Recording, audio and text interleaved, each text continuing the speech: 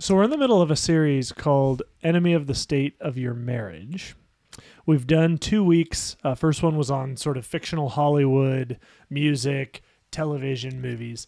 Second week was on the church as an enemy of the state of your marriage. So if you've not had a chance to check those out, love you to check those out. This week, we're going to talk about a third category, and then there's going to be 2 more weeks after this one. This third category is non-fictional television, radio, I suppose, all the rest. Are they non-fictional? So that's a great non-fictional. question. They're being presented as so-called reality TV. Mm-hmm. Reality TV, that's the third enemy of the state of your marriage. Great. Let's get into that.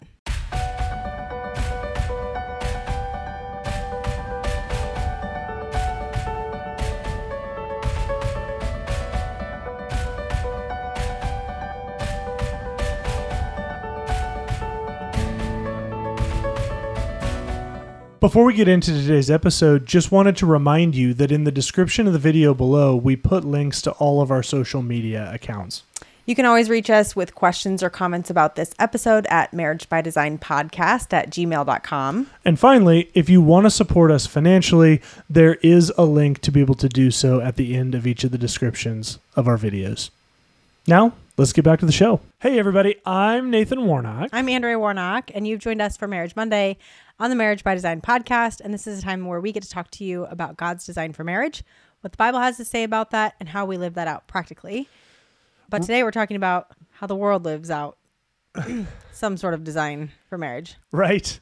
So really the idea behind this enemies of the state of marriage is to point out some of the areas in just normal secular society, probably Western culture, maybe more than Eastern, but Western culture is in the midst of where we live. So that's what we're talking about. But where it gets marriage wrong.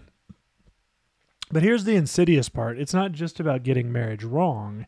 It's about setting an expectation that this is what marriage is.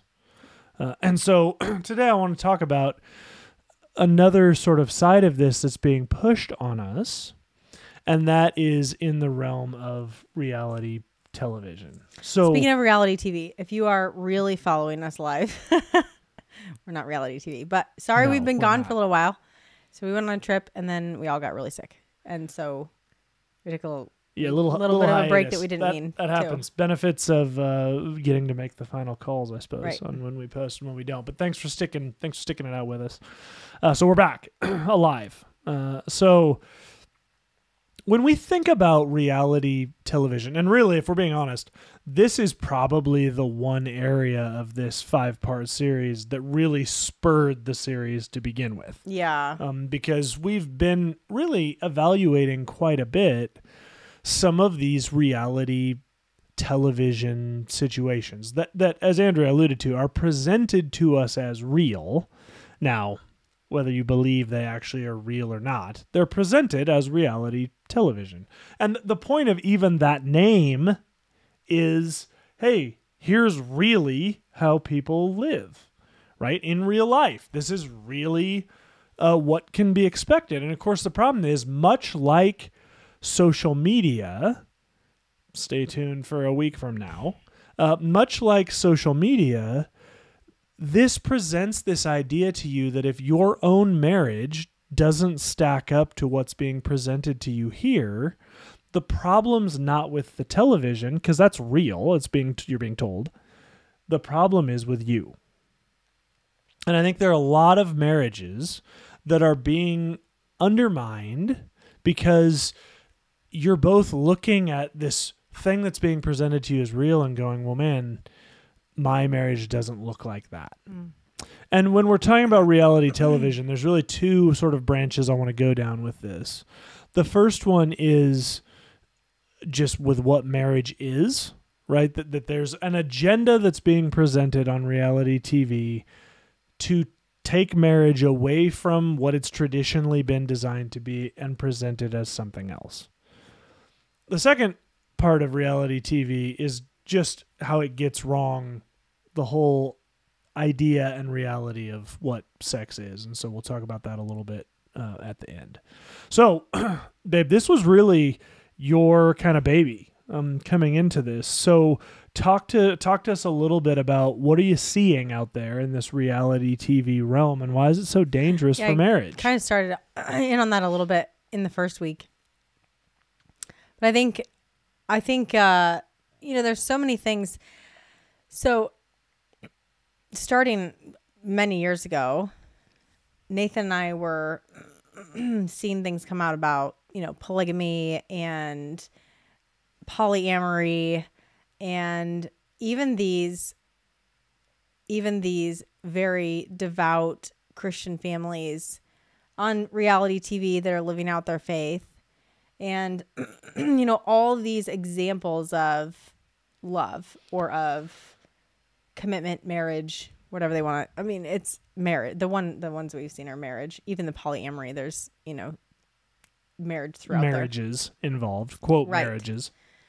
Right. And seeing these, and Nathan probably very wisely, I mean, this had to have been 10 years ago, was like, Andrea, this is the world's way of grooming society to accept things that are unacceptable. Mm-hmm. And I was like, what are you talking about? Like, it's just entertainment. Right. And yes, these things in a Christian worldview are unacceptable as far as polyamory and polygamy and I don't know, these what we think of as fringe things. But he said, no, you're gonna see that it's grooming the world for these things as normal. Right. And of course we see gay marriage and all that sort of stuff, sure, which has become very normalized. I would say primarily through right media. Right.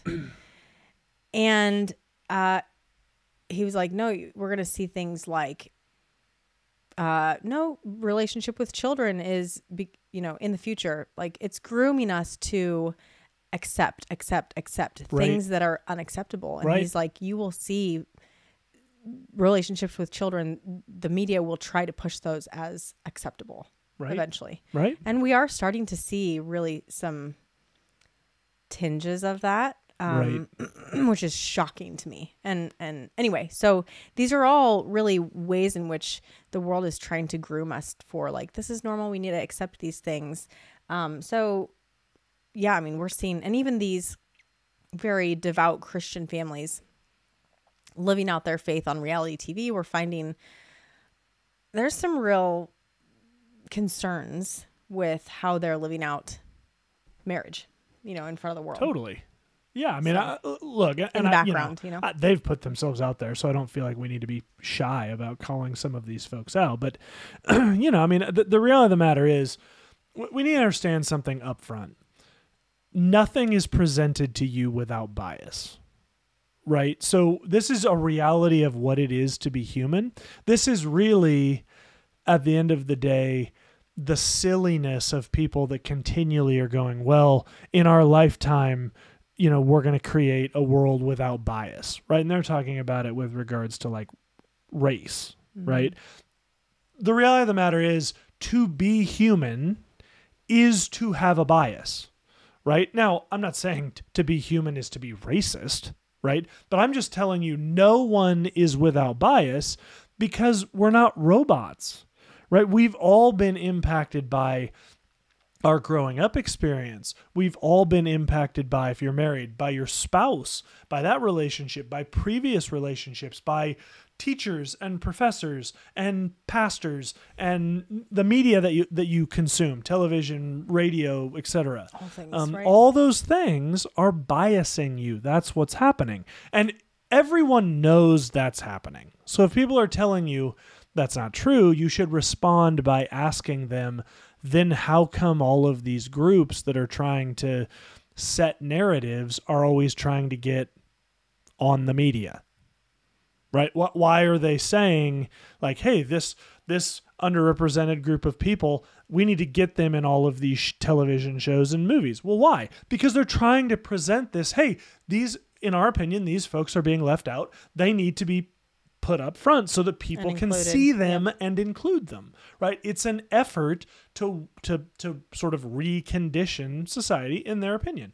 So And this 100% impacted the LGBTQ plus community, because way before the Obergefell decision by the Supreme Court legalizing gay marriage, you had gay couples being presented in the media as not only okay and not taboo, which, let's be honest, at the time it was taboo, but in a lot of these shows, they were the only ones that seemed to have a clue about what it meant to be kind and loving towards each other, as compared to their neighbors that were this heterosexual couple that were a complete train wreck. Right. And we talked about that a little bit in week 1. So if you didn't have a chance to see that, I'd encourage you to go back and do that. Here's the problem. I think for a long time, people watched television. This is going to sound crazy. They watched television for entertainment. And so I think there was this natural unbiasing that went into the culture watching television, where they went, haha, yeah, that's cute, but that's not real. Right? So they weren't drinking the Kool-Aid. Because there was no Kool-Aid being presented. That's right, because it was being presented as fiction. If you look back at so Nathan and I were born somewhere in the 80s. And closer to the front end than the back end. We were born in the 80s. And if you look back at cartoons, TV shows for kids when we were young, it was just for entertainment purposes. Yeah. Fun. Looney Tunes. There was no one was trying to teach a lesson or push an agenda with Looney Tunes. Right. You know, Elmer Fudd being chased by... He was really trying to shoot Bugs Bunny, and Bugs Bunny was really outfoxing him. But at no point did you hear Bugs Bunny go, if only I could find a letter A, I would be able to defeat Elmer Fudd. Can you find a letter A? Which isn't to say that there weren't any TV shows trying to teach us anything. You know, the Sesame Street, it was PBS, tries to teach you things. But sure. But really, TV shows, even if you just look at TV shows for kids at the time, it was largely just entertainment. Right. And then we see TV shows like Full House and Family Matters and things that were great TV shows, but they're trying to... Fresh Prince. I don't know that. I don't know if they were really trying to teach lessons. Yeah, sometimes they were. Yeah, you're right. That were really trying... It wasn't as much entertainment, or it was entertainment included with a lesson, you know? Right. A nice... Put in every episode had a bow at the end of... You bet. You know, a lesson being taught... Pretty basic, but not necessarily an agenda, just a lesson. Right. But here was something to learn. Right. Here was Hollywood's problem, to tie it to what we're talking about today. And I know this to be true because I've read the memos that have come out publicly. The problem was the public wasn't getting it. Right. They weren't, because when you watch Full House, you watch it and go, oh, I want to laugh, I want to have some fun. You know, Jesse's going to do funny stuff, DJ's going to do something stupid, and then I almost have to pay the price. And then, you know, Bob Saget's going to come in and we're going to have this family lesson moment. Mm-hmm. The problem is the indoctrination side that was clearly happening. People weren't buying into it because they were watching that for entertainment. So then we started figuring out at the Hollywood level, you know how we can help people better drink these lessons in? We can present them as real. Yeah. Right? So if we start down this reality TV road, by definition, people are going to go, well, this isn't fiction. This is actual people. And for a really long time, now I know in 2024, now we look back and go, well, that's not real. But remember, for like 30 years, people thought WWF was real. Right? And then when we found out it wasn't, I think like, some people still do. Sorry. Like wrecked everyone's world. Reality TV at the time was presented as real. So as we're watching that, there's this evaluation that's going on between the show and the viewer, where the viewer's going, well, I'm not really like that. And some people are over the top, right? I mean, we get towards the end, I'm going to attack some of those MTV shows that by definition were over the top. Sure. Right? But even the indoctrination in those over the top shows, it was a little more tailored because MTV was trying to sell to a specific market. But the messaging is still there. The real problem with reality TV is going, hey, these things are going on out there, and look, these are a good thing. Yeah, that's the that's the so what. So Right. So who cares if they're trying to, push an agenda? Well, it's that people think, oh, these are good things. And Right. these are normal things. And these are, I'm now looking to this to set my norm and to Right. set the things that I should be accepting. Right. So early on, you had some of these talent shows, right? American Idol. America's Got Talent. America's Got Talent. X Factor. Those ones came a little bit later, but you had those. And then you had the big one, The Bachelor. Mm-hmm. Right? And The Bachelor specifically started redefining what it means to be in a relationship. And it started redefining what is acceptable for dating/courting behavior. What is this actually supposed to look like? And I'd be willing to bet for most of you that watched The Bachelor, The Bachelorette early, you went, man, I didn't really date like that. Like, it took me like a while to like cultivate this relationship with this woman who might now be your wife or husband. And this guy like shows up, goes on these amazing dates, and the girl just like makes out with him, or she just like makes out with him, or there's this amazing chemistry that just happens immediately. And it's presented as, hey, this is what it means to date. And if you think that message didn't get out into the American people, you're denying the reality. Because, and I think we've covered this on this show, like 20 years ago, the average that women were willing to admit in polling was that they would go on, like the cutoff was 4 dates before they would consider sleeping with a guy. Right? That's what they would admit. By, I think it was probably 2022 at this point, 2021 or 2020, that number on average had fallen below 1.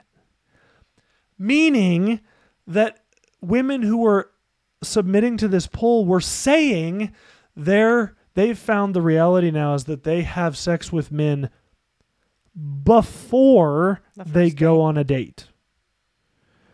And the purpose behind that is a combination of, well, he won't go on a date with me if we don't have sex first. In addition to a lot of people meeting on things like Tinder, Bumble, etc., where there's this underlying current of this hookup thing. Mm-hmm, and if that goes well, then maybe we'll go out on a date. But also this reality of, well, if we don't have sexual chemistry, we don't really have anything. See the last 5 minutes of this episode, because we're going to talk about that specifically. But these shows started coming out that were redefining what does it mean to be in a relationship, a dating relationship. Then it grew to really, and there's a number of shows, but I'm going to pick on one specifically. 16, 17, 18, 19, and counting. Right? That the Duggar show became the poster child for, hey, look, big families are a good thing.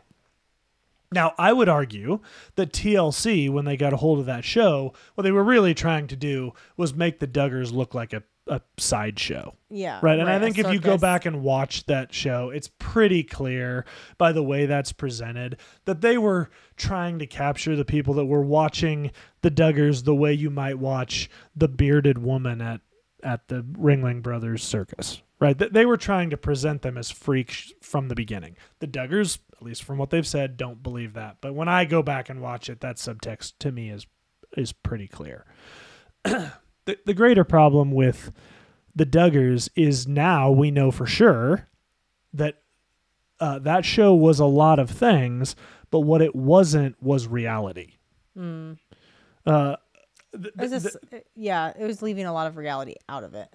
Sure. I mean, you can go back and read Jill Duggar's book, which I would encourage. I think it's pretty good. Who's the other Duggar girl? Ginger wrote a book that we haven't read all of, but seems pretty good. But they say it in there, the reality we know to be true of reality TV, where there was things that would happen that looked like spontaneous, and of course they weren't, right? These were things that were produced, they were directed, there were takes happening, meaning more than once, and just so I'm clear on definitions, if you have a writer, a director, and a producer who are taking multiple takes, what you no longer have is reality. Sure. Because they're producing something that's tailored towards eyeballs. And of course, the problem is with the Duggars, what was really going on was a lot of hypocrisy. Right? It was being presented as this godly Christian family, but the reality of what the Duggars believed from a spiritual standpoint, from a theological standpoint, just simply doesn't align with the Bible.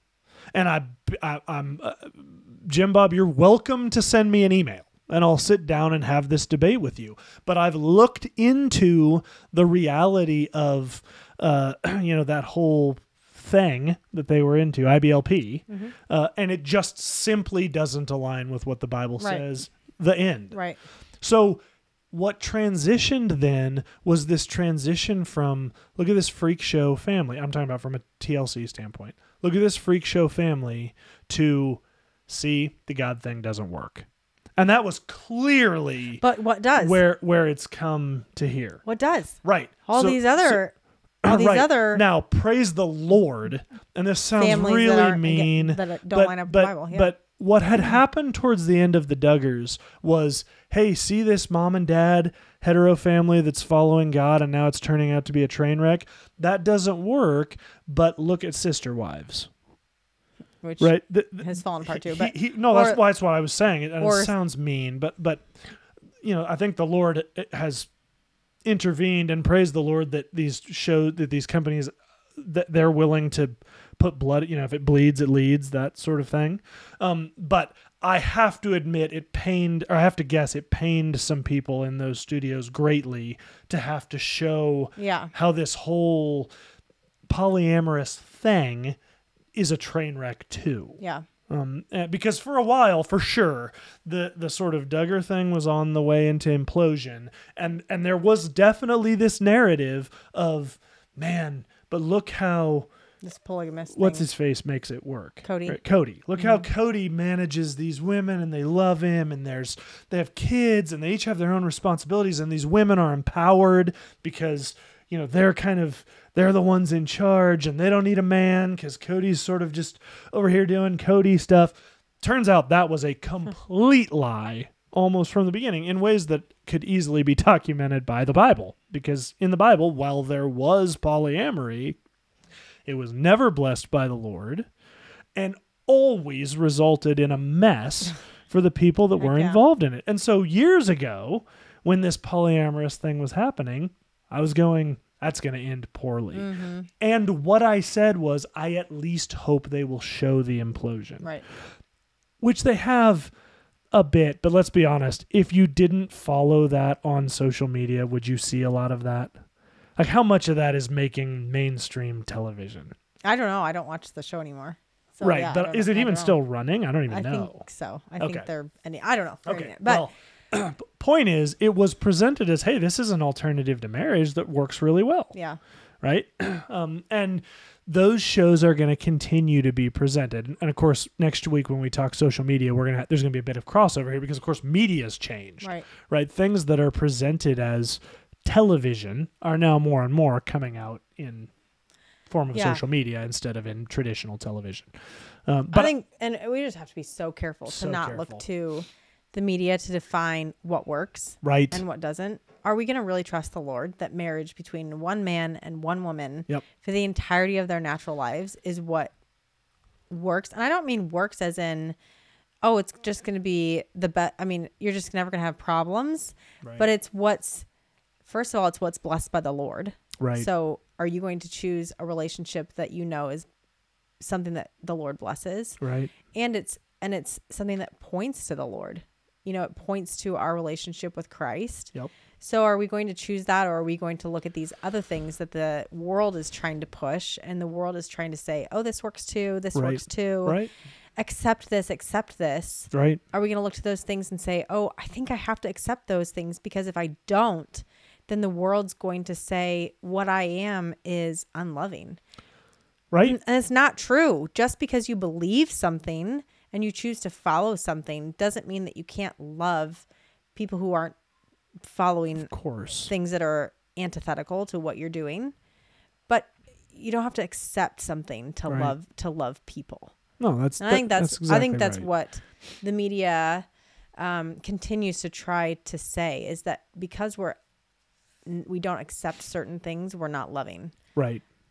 No, Right. I can love you and still not accept what you're doing. And that can be lived out in your personal life. That can be lived out when we're talking about media and television shows and all that sort of thing. I can love without accepting. And of course, we know this to be true, right? In reality, speaking out against something that's wrong is, in fact, the loving thing to do. And it happens with raising kids. That's all exactly the the time. example I was just going to I use. love my children, but I'm not going to accept them lying to me. It's wrong. I'm not going to say, oh, I love you. I know. And you want to lie to me. I'm just going to accept that. It's okay if you feel like lying is right. Right. We're just going to live in this world where I guess we're just going to accept your truth. Right. An even simpler example than that. Tons of people watching this have probably been to one of those hibachi grills before where they cook on the grill top in front of you. What's the first thing that a loving parent says to their child? Don't touch this. It's very hot. Right. So don't get anywhere near it. Right. So in a sense, is that limiting their behavior? Obviously. Is it loving? Yes. I mean, I think it's pretty clear that it is. And so if we see other people that are engaged in a behavior that is not God honoring and we believe that's harmful for them, is it the love? Now, you might disagree with me about whether it's actually harmful, but if I believe it is, because I believe that the Bible is the definitive authority on marriage, it's actually unloving for me to say nothing. Now, can I say it in an unloving way? Obviously. Right, and that's upon Christians to make sure we are thinking about how we're handling situations with humility. But we have a responsibility to stand up for God-honoring marriage because we believe that if it's not God-honoring marriage, it's going to result in a disaster. And I believe the Duggars and the Sister Wives are a good example of that. But what I want for you guys to take away from this episode is to think about your own marriage. As Christians, are you looking in the Bible to what God says marriage is? Because there's a lot of stuff out there that's being presented as Christian marriage. Sure. I mean, both Sister Wives and Duggars and many other TV shows are following religion. Right. That's not what the Bible says. Right. I mean, there's a lot out there right now about like consent. Right. That's a big thing. As if consent makes something God honoring or not. Where it's like, there's a big byline out there. The hot one right now is this open relationship idea, right? And even I've seen a number of Christian quote unquote influencers who are pushing this as like if there's consent between, as if God's design for marriage was that affairs hurt people, and so if you're not hurting anyone, who cares if you have an affair? That's the way it's being presented, right? And in fact, it actually enriches our relationship because it exposes us to other things is what they're that saying. Make us love our spouse more. It's a great lie out there right now, but it's a lie and it's a sin. And we don't get to consent around things God says not to do. And that's just an example that I would beg you, really, spend some time in your own marriage thinking about, man, what stuff are we letting reality TV around us, whether it's reality social media posts or reality television, influence the way I think about marriage? Or am I really coming back to what God says about marriage and letting that be enough? Okay, last thing I want to talk about this episode, and we've talked quite a bit on this channel about sex and how it's been blown up to be, but I just want to take a moment to just say, road rules, what were the rest of those? The house Real one, World. Real World, all the, and I know those are older because those were kind of in vogue. Yeah, when people we are were, like, "What are you talking about?" Right. They're MTV shows. When we were Don't look growing 'em up. But there are these one, Jersey Shore. I'm sure there's a whole bunch of others. Shore. Oftentimes when you watch those, you go, man, these people are crazy. Like these are not real people. And that's in most cases true. But the problem with that show is it presents sex as this, like the sort of the golden, achievement in a relationship, right? That what's really most important in relationship is this crazy, mysterious, spontaneous, just sort of ultimate of what you can experience in a relationship. And that message has been bought hook, line, and sinker by guys and girls all over the place. And we see that in like that statistic I quoted earlier, where it's really just like, hey, if we don't have good, mind-blowing sex, then let's not even bother with the actual relationship part, because what really matters is the sex. And it creates a heresy, because sex is like, if you're thinking about marriage, a relationship as a train, sex is like, one of the coal cars, or probably even the caboose. Like the great mind-blowing sex piece comes because you've built the rest of the train, not as the engine driving the train. And there's an awful lot of relationships, Christian and otherwise, that seal the deal on marriage because they went down the sex road, not in God's timing. Things went well, or that was a salve that sort of helped them over other marital humps. And so they pull the trigger on marriage, and now here they are. And then they go, well, what happened to the sex side of this? And then the marriage starts to fall apart. And it's because we've bought into this idea that's definitely being pushed by these reality TV shows, that is the most important thing in any relationship, if you want to be successful, is that you have amazing sex. And if you don't, you're probably just not compatible, and you should move on to someone with which you can have that. And it's not real. It's not how God presents sex. And so I want to put that specifically, if you're watching this episode, to say, be very careful who you're letting define what is good and not good sex. Because there definitely is an agenda out there of people wanting to define it a certain way, and it's going to result in you feeling like somehow you screwed up, because it's never going to be like a lot of these reality shows present it. So just wanted to throw that out there. Anything you'd add on to that? Nope. Okay, guys, thank you so much for joining us. So glad to be back. And first of all, I'm glad to not be on my deathbed sick. Oh yeah, I know. I'm or so have glad to other be people healthy. in our house that way. But also glad to just be able to spend some time with the community and talk to you guys a little bit. So thanks so much for being here. We will be back next week. We'll release sort of a preview later in the week about what we're going to talk about next week, if you were not paying attention earlier in this episode. But man, we'd love to have you back next week. Love to have you share this with someone who you feel like, man, they'd really benefit from a Christian practical perspective on marriage and relationship. If you want to communicate with us, love to have you do that as well. marriagebydesignpodcast@gmail.com. Until next week, guys, thanks so much for joining us. And remember, God is for your marriage.